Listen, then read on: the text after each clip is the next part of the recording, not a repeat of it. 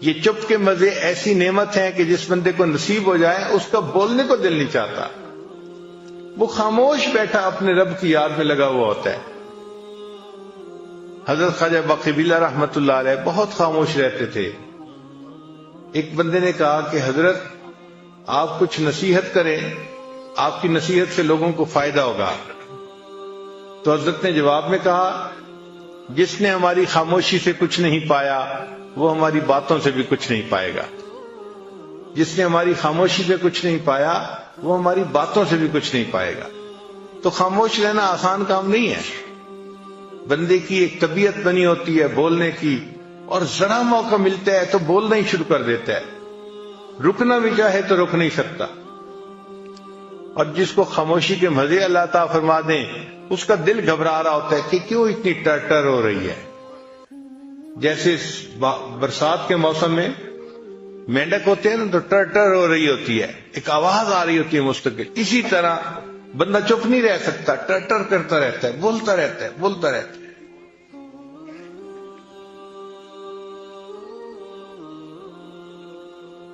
ہمارے مشائخ مراقبہ سکھانے کے لیے خاموش رہنا سکھاتے تھے۔ چنانچہ حضرت اقبس تھانوی رحمۃ اللہ کی خانقاہ پہ جو بندہ تربیت کے لیے آتا تھا پہلا کام اس کے ذمہ لگتا تھا کہ آپ نے کلام نہیں کرنا، بات نہیں کرنی، چپ رہنا ہے۔ ہاں سلام اگر کوئی کرے تو اس کا جواب دے سکتے ہیں چونکہ وہ واجب ہے، اس کے علاوہ کلام نہیں کر سکتے۔ تو صرف سلام کا جواب دینے کی اجازت تھی، اس کے علاوہ کلام کرنے کی اجازت نہیں تھی۔ حضرت خواجہ مجذوب رحمت اللہ علیہ چونکہ شاعر تھے اور ان سے لوگ زیادہ واقف بھی تھے اور مانوس بھی تھے، تو ان سے زیادہ باتیں کرنے کی کوشش کرتے تھے۔ تو حضرت خواجہ مجذوب رحمت اللہ نے کیا کیا تھا، ایک گتے کے اوپر لکھ دیا تھا خاموش، اور دھاگا ڈال کے اس کو گلے میں لٹکا لیا تھا۔ تو اگر کوئی بندہ ان سے بات کرنے لگتا تھا تو وہ اس کی طرف اشارہ کر دیتے تھے، صرف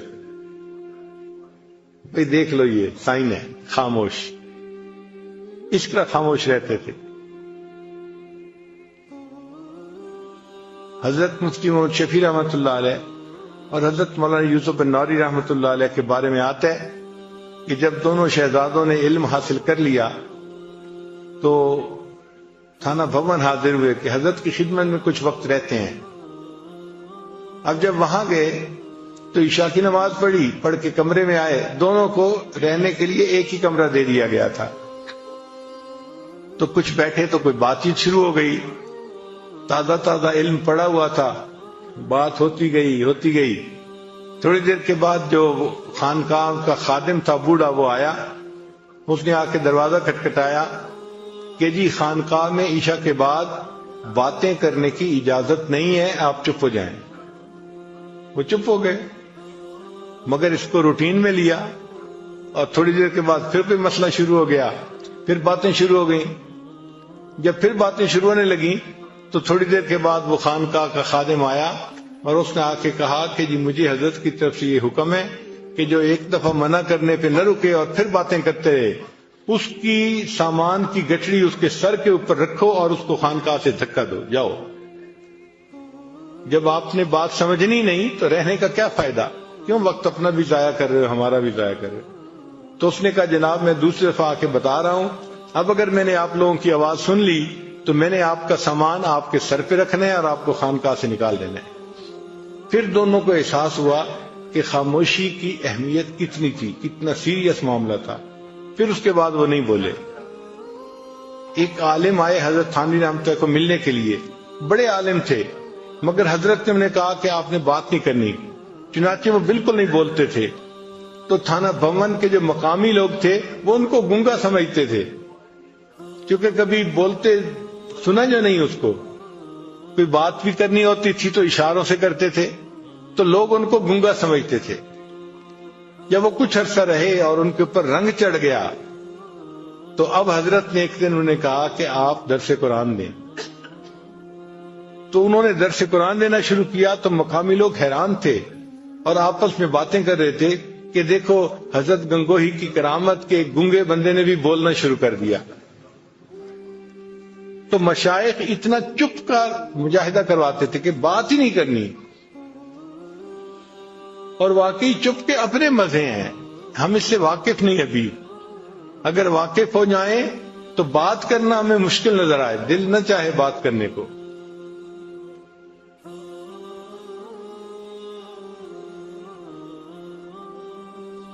تو خانقاہوں میں جو رکھ کے محنت کروائی جاتی تھی، کم کھانا، کم بولنا، کم سونا، اس کم کا اصل مقصد یہ ہوتا تھا کہ نفس کمزور ہو جائے اور انسان کے لیے شریعت کے اوپر چلنا آسان ہو جائے، یہ شریعت پر چلنے کے راستے میں رکاوٹ نہ بنے۔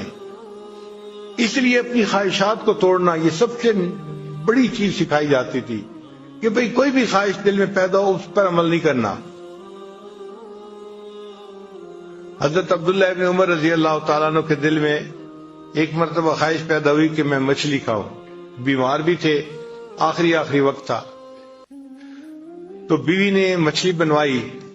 جب مچھلی بن کے تیار ہوئی اور دسترخوان پہ لائی گئی تو اس وقت دروازے پہ ایک سائل آ گیا، اس نے کہا جی کہ مجھے اللہ کے لیے کچھ دے دو۔ حضرت نے وہ مچھلی اٹھا کے سائل کو پکڑا کہ میں نے اس کو آخرت کے لیے ذخیرہ بنا دیا۔ یعنی اپنی خواہش پہ عمل نہیں کرنا کہ میرے اندر چاہت سے پیدا ہوئی تھی کہ میں مچھلی کھاؤں، میں نے اپنی چاہت پہ عمل نہیں کرنا۔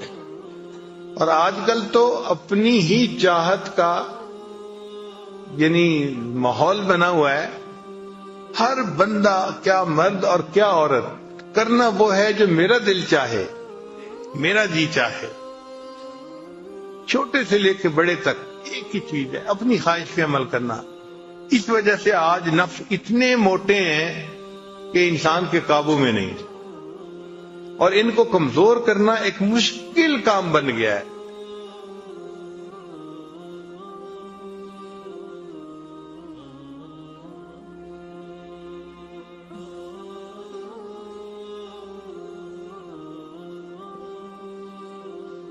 حتیٰ کہ لوگ نیکی والی زندگی بھی اختیار کر لیتے ہیں، نیکی پہ آ بھی جاتے ہیں، مگر من مانی اتنی ہوتی ہے کہ ذرا نفس کے کچھ خلاف ہو جائے تو پھر دیکھو ان کو غصہ کیسے آتا ہے، اوفینڈ کیسے ہو جاتے ہیں، فوراً ایک ڈفرنٹ بندہ نظر آنا شروع ہو جائے گا۔ ناگوار چیز تو برداشت ہی نہیں نہ ہوتی، اور اسی لیے ہمارے مشائخ جو ڈانٹ ڈپٹ کیا کرتے تھے نا، اس کا مقصد اصل یہی تھا کہ ناگوار چیز کو برداشت کرنے کی عادت آ جائے، اصل مقصد یہ تھا۔ اور انہوں نے فرمایا کہ اگر شیخ بلا وجہ کسی بندے کو جوتے مارے تو اس کو چاہیے کہ وہ جوتا پھر اٹھا کے اپنے شیخ کو دے۔ اور یہاں تو بات بات پہ لاجکس چلتی ہیں، اور یہ ایسے ہے اور یہ ایسے ہے، اور مقصد کیا ہوتا ہے کہ بس جو میری خواہش ہے وہ پوری ہو جائے۔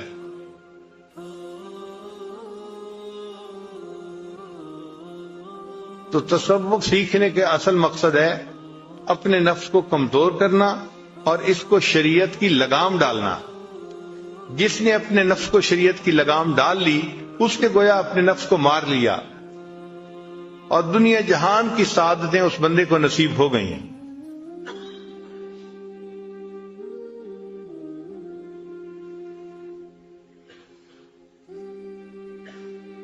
چنانچہ تمام باطنی بیماریوں کا تعلق نفس کے ساتھ ہے۔ جتنی باطنی بیماریاں ہیں سب باطنی بیماریوں کا تعلق انسان کے نفس کے ساتھ ہے۔ مثلاً شہوت، اس کا تعلق نفس کے ساتھ ہے۔ وَلَكُمْ فِيهَا مَا تَشْتَهِي أَنفُسُكُمْ وَلَكُمْ فِيهَا مَا تَدَّعُونَ۔ تو دیکھا شہوت کی نسبت نفس کے ساتھ کی گئی، تو شہوت کا تعلق بھی انسان کے نفس کے ساتھ ہے۔ پھر خواہشات کا تعلق بھی نفس کے ساتھ ہے۔ وَنَهَى النَّفْسَ عَنِ الْهَوَىٰ، اور جس نے اپنی خواہشات، اپنے نفس کو خواہشات کے پورا کرنے سے روک لیا تو خواہشات کا تعلق بھی نفس کے ساتھ۔ پھر تیسری چیز ہے حماقت، حماقت کا تعلق بھی نفس کے ساتھ ہے۔ إِلَّا مَنْ سَفِهَ النَّفْسَ، سفاہت کہتے ہیں احمق یعنی حماقت کو، تو إِلَّا مَنْ سَفِهَ النَّفْسَ، مگر وہی کہ جس نے احمق بنایا اپنے آپ کو، تو اس کا تعلق بھی نفس کے ساتھ ہوا۔ پھر بخل کا تعلق بھی نفس کے ساتھ ہے. وَأُحْضِرَتِ الْأَنفُسُ الشُّحَّ، یہ جو شح ہے نا، ہرس، یہ انسان کے نفس میں ہوتی ہے. پھر حسد کا تعلق بھی نفس کے ساتھ ہے. قرآن پاک میں فرمایا حسدًا مِنْ عِنْدِ أَنفُسِهِمْ، ان کے نفوس کے اندر حسد تھا. پھر تکبر بھی نفس کے اندر ہوتا ہے. لَقَدِ اسْتَكْبَرُوا فِي أَنفُسِهِمْ، تحقیق بہت تکبر رکھتے ہیں اپنے نفوس میں. یعنی تکبر بھی نفس میں، شہوت بھی نفس میں، حسد بھی نفس میں، بخل بھی. تو یہ تمام بیماریوں کا مجموعہ تو نفس میں ہو گیا. اسی لیے نفس کی اصلاح کی جو محنت ہے، اسی کو تصوف ضرور تزکیہ کہتے ہیں اور تصوف کہتے ہیں. اچھا، بعض لوگ پریشان ہو جاتے ہیں کہ یہ تصوف کا لفظ کہاں سے آ گیا؟ بھئی صفا سے ہے، صاف کرنا. جیسے میل ہوتی ہے اس کو صاف کر دیتے ہیں. نفس کے اوپر جو میل آئی ہوئی ہے، قلب کے اوپر جو میل آئی ہوئی ہے، اس کو صاف کرنا، اس کو تصوف کہہ دیا. آپ کوئی اور لفظ بولنا چاہتے ہیں تو اور بول دیں، حقیقت کو تو نہیں نا آپ رد کر سکتے. نفس کی خواہشات کو روکنا، ان کو چھوڑنا، نفس کو کمزور کرنا، یہ وہ تعلیم ہے جو قرآن و حدیث میں دی گئی ہے، اور اس کا انکار کوئی نہیں کر سکتا. وہی بندہ جنت میں جائے گا جس نے اپنی خواہشات کو روکا. بلکہ فرمایا وَأَمَّا مَنْ خَافَ مَقَامَ رَبِّهِ، جو اپنے رب کے سامنے کھڑا ہونے سے ڈرا. وَنَهَى النَّفْسَ عَنِ الْهَوَىٰ، اور اس نے اپنے اب نفس کو خواہشات میں پڑنے سے روک لیا. فَإِنَّ الْجَنَّةَ هِيَ الْمَأْوَىٰ، یہ بندہ ہے جس کو قیامت کے دن جنت عطا کی جائے گی. کتابوں میں ایک عجیب واقعہ لکھا ہے. امام شافعی رحمۃ اللہ کے زمانے میں ایک حاکم وقت تھا جو بیوی کے ساتھ بڑے اچھے موڈ میں تھا، اور بیوی کسی وجہ سے ناراض تھی. اب یہ جتنا قریب ہونے کی کوشش کرتا وہ اتنا پیچھا دھکیلتی تھی. اب ادھر سے اصرار اور ادھر سے انکار. خیر کچھ دیر یہ محبت پیار کا اظہار کرتا رہا، لیکن بیوی چونکہ بالکل ہی رد کرتی رہی، انکار کرتی رہی، تو اس نے تھوڑا اس کے ساتھ سختی کر دی. انسان جذبات میں ہوتا ہے تو پھر سختی کر لیتا ہے. جب اس نے سختی کی نا تو وہ تو پہلے ہی غصے میں تھی. اس نے غصے میں کہہ دیا دوزخی پیچھے ہٹ. اب جب اس نے یہ کہہ دیا دوزخی پیچھے ہٹ تو اس کو غصہ چڑھ گیا. حاکم وقت سے آخر اس نے جواب میں کہہ دیا اگر میں دوزخی ہوں تو تجھے میری طرف سے 3 طلاق. خیر وہ وقت تو گزر گیا. جب تھوڑا عقل ٹھکانے میں آئی، غصہ ٹھنڈا ہوا، تو بیوی نے بھی سوچا کہ مجھے اس کو دوزخی تو نہیں کہنا چاہیے تھا، غلط کام کیا میں نے. اور خامن نے سوچا اگر اس نے کہہ دیا تھا تو مجھے طلاق تو نہیں دینی چاہیے تھی. دونوں نے اپنی اپنی غلطی کا اعتراف کیا. مگر مسئلہ یہ تھا کہ طلاق واقع ہوئی ہے یا نہیں ہوئی. اب یہ مشروط طلاق تھی کہ اگر میں دوزخی تو تجھے 3 طلاق. تو کنڈیشنل طلاق تھی. اب فیصلہ کون کرے کہ تم جنتی ہو یا جہنمی ہو؟ یہ تو کوئی فیصلہ نہیں کر سکتا. یہ تو فیصلہ قیامت کے دن میزان پہ اعمال تلنے کے بعد ہوگا. کون جنتی ہے، کون دوزخی ہے، کون مقبول ہے، کون مردود ہے. بے خبر کیا خبر تجھ کو کیا کون ہے. جب تلیں گے عمل سب کے میزان پر تب کھلے گا کہ کھوٹا کھرا کون ہے. یہ کھوٹے کھرے کا تو پتہ قیامت کے دن جا کے چلے گا، اس سے پہلے تو نہیں چلتا. اب جس عالم سے وہ جا کے مسئلہ پوچھتے وہ عالم کہتا بھئی میں تو نہیں اس کا جواب دے سکتا. حتیٰ کہ یہ بات ٹاک آف دی ٹاؤن بن گئی. ہر بندے کی زبان پہ یہی مسئلہ کہ جی ایسا واقعہ پیش آیا ہے اور کوئی عالم اس کا جواب نہیں دے رہا. امام شافعی